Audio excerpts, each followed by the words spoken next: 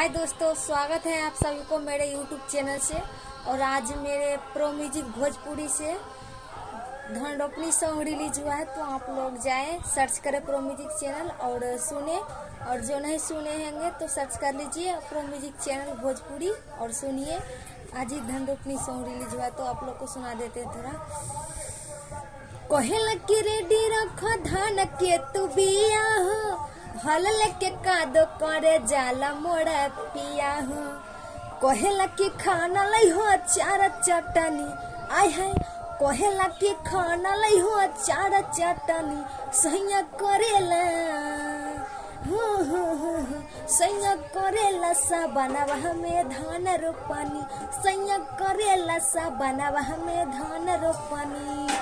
तो आज एक गाना रिलीज हुआ है प्रो म्यूजिक चैनल से। और रक्षाबंधन का सॉन्ग भी परसों रिलीज हुआ था।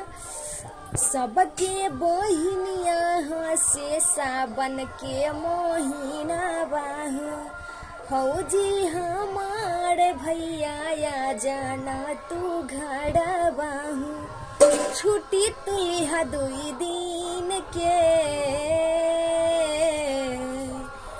जाना सवाना वहाँ में बॉर्डरबा भैया छोड़ के, जाना सवाना वहाँ में बॉर्डरबा भैया छोड़ के।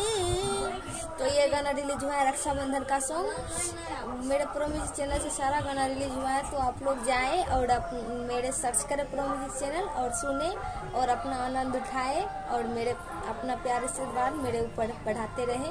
और please share, like, comment, share जरूर कीजिएगा। एक अच्छा लगे तो धन्यवाद।